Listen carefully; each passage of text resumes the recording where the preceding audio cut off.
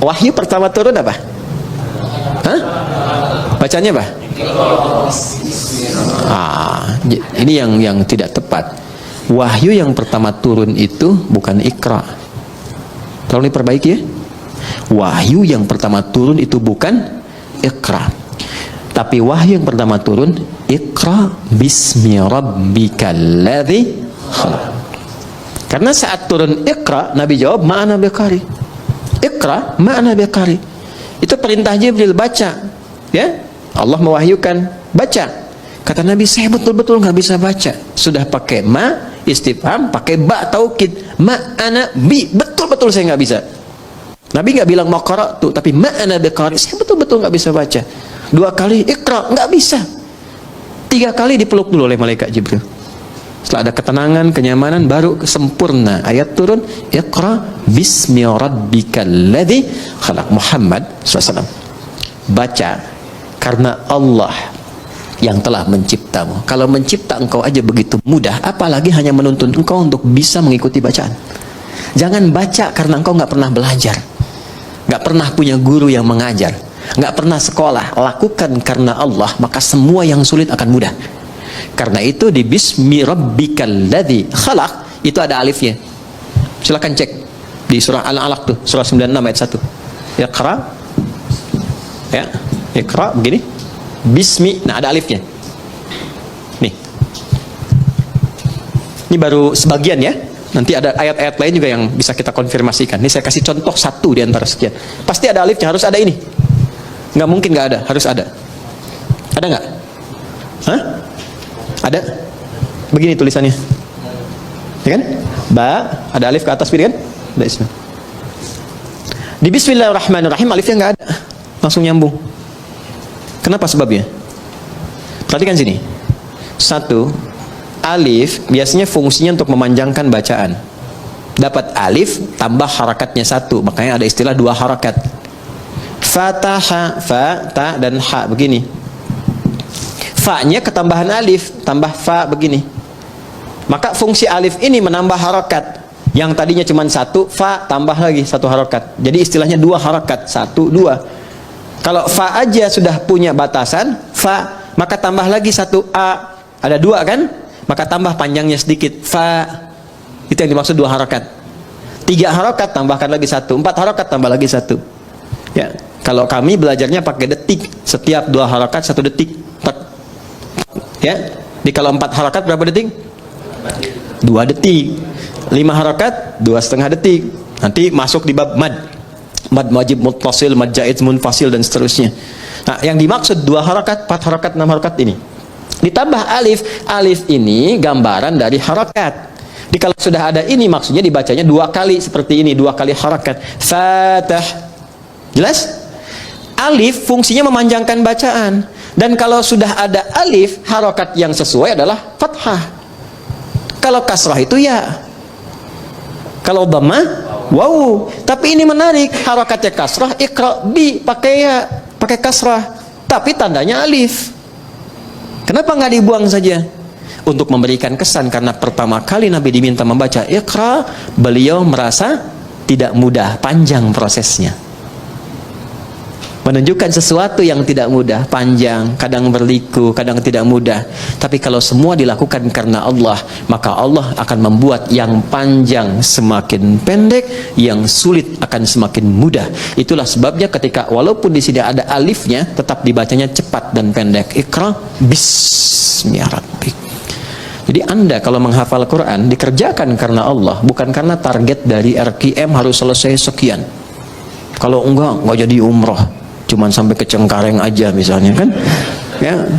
Saya menghafal bukan karena tuntutan dari kurikulum, tapi saya lakukan karena Allah, maka akan terjadi akselerasi, ya, kuantum, lompatan yang bahkan akan melewati orang-orang yang bahkan sudah punya hafalan banyak, gitu. Itu yang kami dahulukan kepada para penghafal. Bisa dibayangkan ada anak dan ibu masuk karantina hafalan Quran, ibu sudah punya bekal 3-5 juz, anak masih kosong. Ibunya target ingin jadi hafidhah, ikut itu. Anaknya terserah Allah saja deh mah. Dipaksa ibunya masuk, ya udah karena Allah saya hafalkan. Hari ke-27 anaknya hafal 30 juz, ibunya belum sampai. Bayang? Oke, maka ini yang saya ingin terangkan, fungsi alif. Kenapa di sini dihilangkan alif ya? Untuk memberikan gambaran orang yang memulai dengan kalimat Bismillahirrahmanirrahim, maka semua proses yang sulit seketika akan dihilangkan oleh Allah tanpa harus mengalaminya lagi. Paham? Gitu. Tapi dengan cara baca yang benar. Ya, makanya orang dulu tuh Bismillahirrahmanirrahim. Ada yang dapat begini, mudah begitu karena cara bacanya benar. Ya, orang sekarang baca Bismillah niatnya pengen terbang, pengen jalan di sungai, itu kan sudah nggak betul kan? Sudah pengen baca pikiran orang, gitu. Atau dipakai untuk hal-hal yang tidak sesuai dengan syariatnya, tidak akan nyambung, ya. Ya kasembung main layangan, nggak nyambung sayang. Ya. Paham di sini? Baik, itu alif tuh. Sekarang ismun, nih sin dan mim. Asalnya dari kata apa? Bisa dari kata wasamun, bisa dari kata sumuwun. Wasamun berarti tanda, sumuwun berarti tinggi.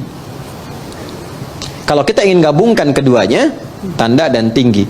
Orang yang senantiasa melakukan perbuatan dengan awalan Bismillahirrahmanirrahim, meniatkan karena Allah, maka hamba itu akan langsung ditandai oleh Allah Subhanahu wa ta'ala dan ditinggikan derajatnya di hadapan Allah.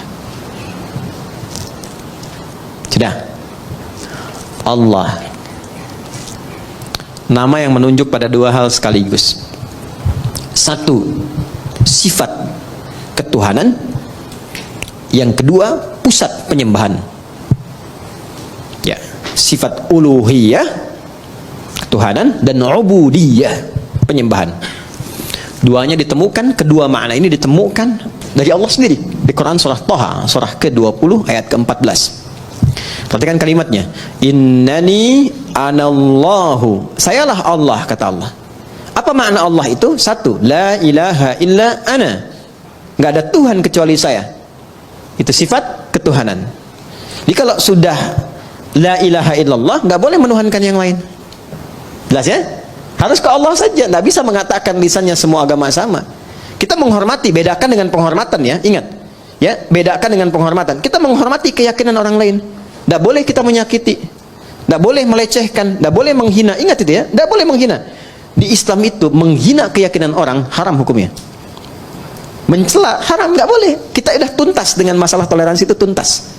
Kita punya ayat lakum dinukum waliyaddin. Maksa orang masuk Islam nggak boleh. Ini sedang ada bencana misalnya, wah ada banjir badang macam, datang kita ke situ, ya. Kemudian kita bikin makanan karena butuh makanan pokok, kita buat di sini rumah RKM Musyawarah bikin biskuit, mereknya merek syahadat la ilaha illallah, dengan harapan ketika dimakan langsung masuk Islam. Itu dosa, nggak boleh. Ya, baik dari paksaan halus, apalagi kasar. Yang kasar tuh ada, dikasih obat yang dosisnya tinggi, nanti minta lagi harus pindah agama. Ya, kalau enggak dikasih obatnya. Itu pernah terjadi di beberapa tempat di Afrika, ada yang begitu. Ya, nah itu tidak boleh di Islam. Kalau ada yang begitu nggak boleh. Anda dokter nih, ada pasien non muslim datang, dikasih obat yang sengaja dosisnya tinggi supaya datang lagi, dan tergantung kepada Anda. Syahadat dulu, kalau nggak syahadat nggak saya suntik, ya kan? Dosa itu, ya nggak boleh. Ya, atau misalnya mengada-ngada, ya, oh wudu deh Pak, kalau Bapak wudu minum obat ini langsung sembuh, padahal memang obatnya harus itu misalnya, itu dosa, nggak boleh. Islam itu indah, Islam itu indah. Balik sini ya. Nah, Allah satu, sifat ketuhanan. Kedua, ubudiyah. La ilaha illa ana fa'budni, sembah saya. Ya. Sembah itu sifat ibadah. Makanya kalau kita baca Bismillah, ada Allahnya di situ, maka kita niatkan semua perbuatan jadi ibadah. Otomatis itu. Apapun itu. Naik kendaraan, makan, minum, kerja, Bismillah, sepanjang nama Allah disertakan jadi ibadah. Ini jangan dipahami ibadah itu aspeknya ritual saja, tidak. Semua kegiatan itu ibadah. Wa ma khalaqtul jinna wal insa illa liya'budun. Adz-Dzariyat ayat 56. Tidaklah kuciptakan semua jin dan manusia kecuali menjadikan semua aktivitas ibadah. Nah, dalam ibadah itu rasakan ketuhanan Allah. Niatkan untuk Allah. Niatkan lillah, itu yang dimaksud ikhlas. Maka di surat Ikhlas dibuka dengan kata Allah, qul huwallahu, tujukan lillah. Kalau sudah ditujukan karena Allah, pertama memberikan ketenangan pada jiwa. Kedua, nggak ada kecewa. Ada kecewa. Antum ikut tender, diniatkannya untuk proyek gitu-gitu aja. Seharusnya antum yang menang, kualifikasinya antum yang dapat, tapi diserobot orang lain, kecewa antum. Kenapa begini, kenapa begitu? Tapi ketika anda lihat kan, lillah, saya mau ibadah, mau gini. Ya, begitu diambil orang, Allah mungkin punya hikmah lebih baik. Saya ikhtiarkan, nggak dapat, ya sudah. Ya, ada tanggung jawab, dia begini, begitu. Itu nikmatnya lillah tuh begitu. Untuk merawat nih ya, teman-teman santri begini. Tiba-tiba ada perilaku yang nggak sesuai dengan harapan antum. Bisa kecewa. Saya rawat-rawat, saya begini, begitu. Ternyata perlakuan kamu begini. Padahal yang menitipkan rezeki juga Allah, yang menetapkan dia hadir di sini Allah, ya kan? Maka ketika muncul sifat itu, hilanglah kemudian keberkahannya. Tapi ketika semua diniatkan karena Allah, maka ada sifat bijak, tenang hati kita, kita bisa membaca, oh ini, itulah tadabbur. Mungkin maknanya begini ya. Dia dititipkan supaya memotivasi kita lebih memberikan perhatian lagi. Kemudian perhatian itu tiba-tiba anaknya bisa berubah. Itu yang disebut Allah.